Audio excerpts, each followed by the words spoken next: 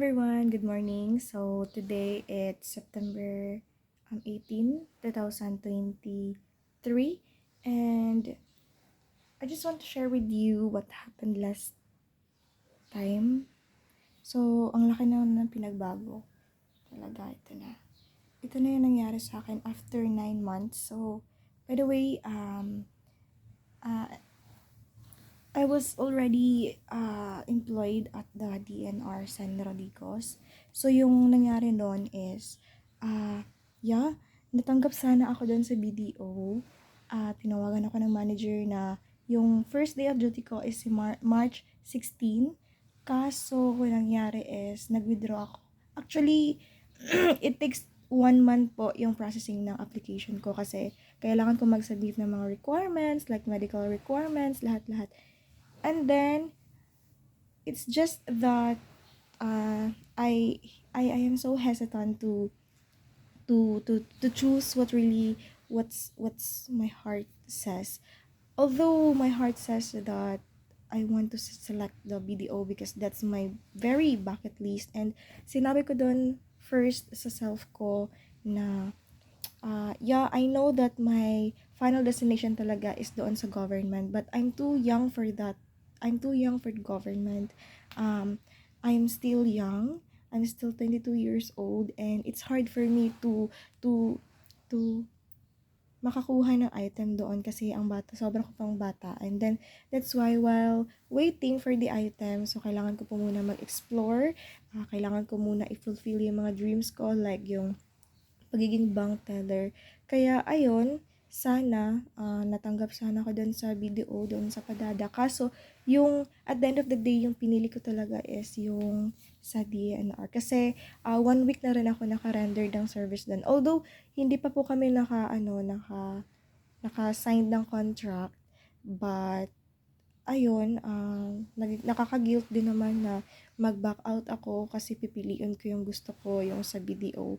But, even until now, I felt regret pa rin kasi gustong-gusto ko talaga yung BDO at pinaghirapan ko talaga yon. Pinuntahan ko yung first interview and then sa final interview, and then I was so amazed for how the manager accepted me as the new bank teller kasi sinasabi nila na of all the applicants, I was being one of the highest po sana. Kaso, yeah, naka-ready na po lahat ng mga requirements sa IDs, my size of my uniform, and then meron na po talaga akong schedule, March 16, 2023. Hindi ko talaga yung nakakalimutan na yun talaga yung supposed to be my first day.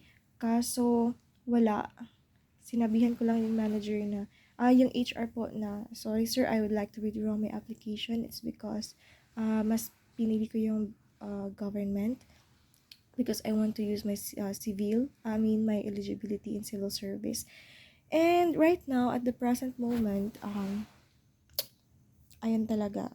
Ayan po, bago pa akong gising at later at 8 a.m., pasok ako sa DNR San Rodriguez.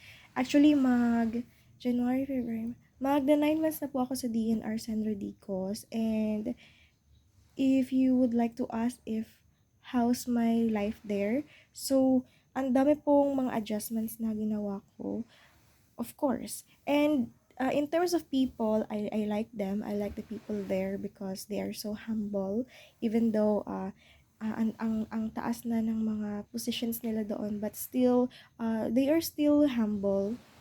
They are down to earth, and the way they serve people, yung mga clients, ang ganda talaga ng treatments nila doon.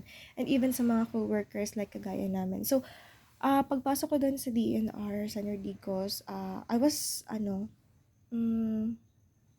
ba yun? There are a lot of adjustments kasi last po na positions ko, even though private, but my positions doon is HR admin. So, yung sa HR admin, all you need to do lang talaga is yung sa payroll, kino-communicate mo yung mga employees mo in terms of their lates, their absences. Ayan. So, I feel like before that I am the superior, but uh, there is a difference po when it comes to the DNR San Rodriguez because there I was not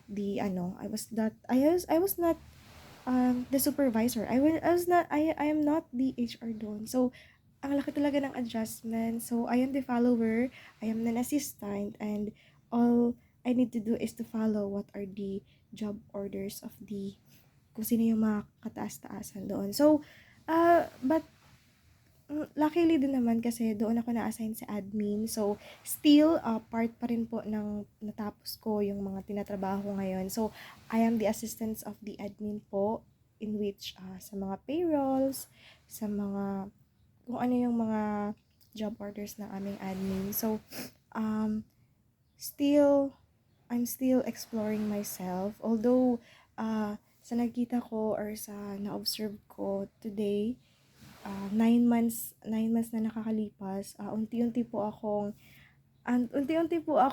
nag-reduce yung weight ko. Sa nakikita niyo last is, I'm still chubby when it comes of my face.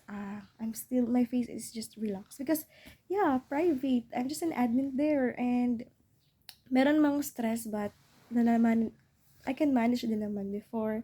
But right now, it's so different.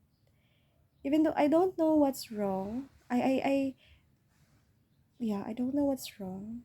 Sa katunayan nga, yeah, in fact, very relaxed lang talaga sa government yeah, very relaxed. But I don't know what's wrong. Maybe right now, kahit ngayon, nag-adjust pa siguro yung ko. Maybe there are a lot of factors po why nag-reduce ako. Maybe I'm still right now nag-a-adjust pa yung body ko, yung life ko sa mga environment.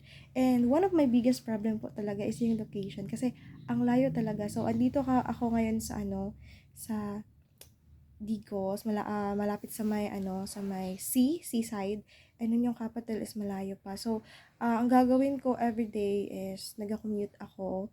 Luckily, hinahatid din naman ako ng partner ko. But in after 5 p.m. pag out na, so nagko-commute ako ng 3 rides. And then it is my first time na mag-commute regularly and nakaka-stress po talaga. So one of my biggest solutions po talaga first is magkukuha ako ng service which is sasakyan. But yeah, 2 wheels lang din naman. But until now, I'm still nag-save po ako for me to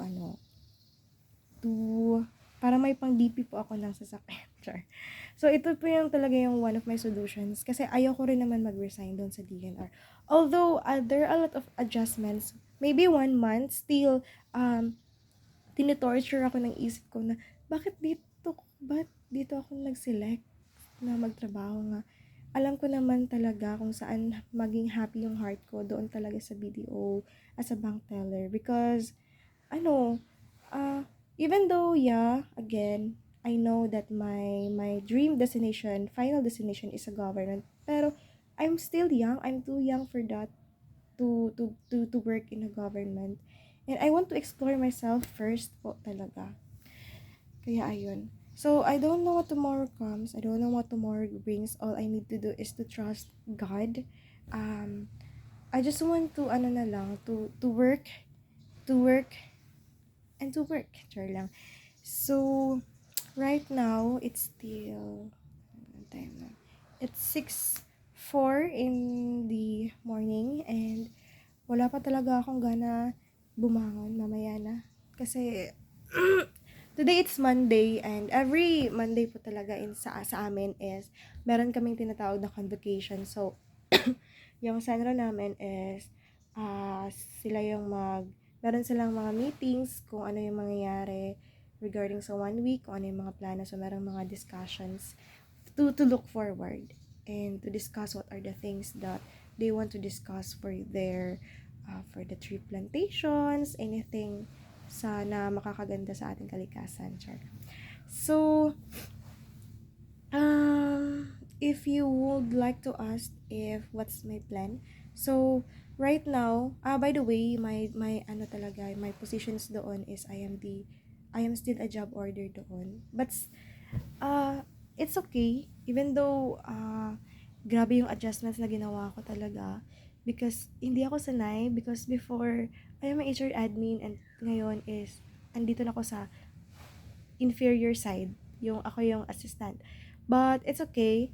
All I want to do lang talaga is to trust God. Maybe sa ngayon wala pa akong item na nakuha. It's because ang hirap din naman makakuha ng item, lalo na ngayon nga na wala pang mga vacancy of positions. Although there are vacancy of positions doon sa Penro, nagtry ako ng apply, but hindi ko alam. I'm not sure if I am the best or I am the ideal candidate to fill up the vacancy of the positions, because even I myself, I could say that I am too young. I'm not deserved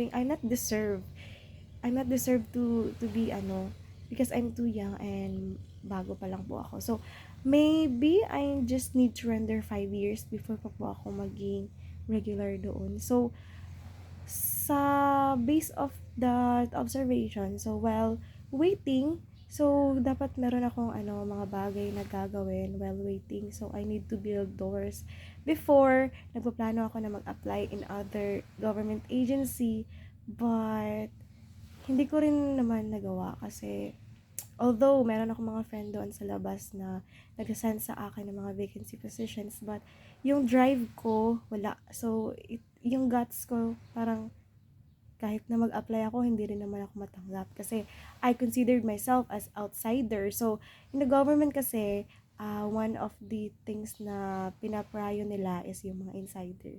So maybe I'm just wasting my time if mag-send pa ako. So maybe yung ko talaga, hindi ko rin alam. But siguro dito na siguro ako magtatagal sa DNRs. And while waiting for the vacancy, enjoy lang sa life. Although nagkaka-struggle in terms of finances, but still, I'm so proud because until now, nakasurvive pa rin. Meron din po akong plan na mag-aral ulit. Hindi ko alam kung kaya ko, kung paano ko yun gawin. Kasi sabi ko sa sarili ko na if mag-aaral man ako ulit, dapat wala akong gastos. So maybe I need to top such yung mga scholarships. By the way, yung course na kukunin ko pag mag-aaral ako ulit is yung real estate broker. Ito yung para siyang ahente, ganyan. So, meron siyang board exam. So, magkaka-PRC ako. Kasi yung course ko kasi before is business ad and wala kaming board exams. And ewan ko, bakit gusto ko magka-PRC. Gusto kong meron akong hinahawakan na professional license. And gusto ko rin mag-take ng exam. And ayun. So, I'm still 22 years old. I need to pa rin. I need to explore myself. I want to enhance myself, to develop myself. And while still young, I need to, kung kailangan kong mag-aral ulit, gagawin ko. So, but I don't know if paano ko gawin yon, but that's one of my plan. At kung hindi man iyon hindi man siya mag success, okay lang din naman. But all I need to do right now is ayoko ma-pressure. Gusto ko na I'm still enjoying along the journey because I'm still young po talaga. And blessed na din po ako, grateful na din po ako na andito ako ngayon sa DNR San Gigos, even though nag-start po ako sa pagiging JO, and ini-enjoy ko lang po lahat ng mga pangyayari because I know that God will never leave us. God is very merciful sa mga tao. Mahal niya yung mga tao na naniniwala sa kanya. And I know that I am not perfect. I am not good worker. Ang dami kong mistakes po talaga. Ang daming-dami kong mga failures pagpasok ko doon sa DNR. Ang dami kong mga fouls, but I will use that as my experience, as a lesson learned for me to grow. So, yeah. Mga katabaho ko, alam nila kung saan ako nagka-mistakes. Doon ko din po na-experience yung pinaka-embarrassing moment in my life. But I consider it I consider it as a greatest lessons in my life na pag alam natin na hindi talaga natin kaya, we need to learn to say no. Sometimes po talaga. Hindi tayo pwedeng go lang ng go, tas hindi natin ina-assess yung sarili natin if hindi natin tinatanong yung sarili natin if kaya ko ba to? Ganun. So, I think I need to prepare myself for work. So, I need to cook for my breakfast. and to prepare everything. So, thank you for listening, guys. I just really want to share lang kasi kung ano yung nangyari sa akin after the ano. So, this is the part 2. Char lang. So, thank you for listening, guys, and I hope your day went well. Your day will went well today. And God bless us. And so, sa lahat ng mga nangarap dyan, patuloy lang po kayong mangangarap. And yung mga plano natin sa buhay, we need to commit it to God. We need to ask it from God talaga kung gusto natin ng isang bagay. And pag mangyayari man na hindi natin nakakuha yung mga bagay na gusto natin, we still need to be thankful because maybe that's God's plan din po talaga na hindi natin makukuha yung mga pangarap na yon kasi maybe there's a new or meron pang mas grabe na na blessings or gift na piniprepare ni God. So, ayun. So, thank you for listening, guys. Good morning, everyone. And see you next for my next video kung ano yung mga ano naman yung masasabi ko next video char lang. So, thank you everyone and have a nice morning.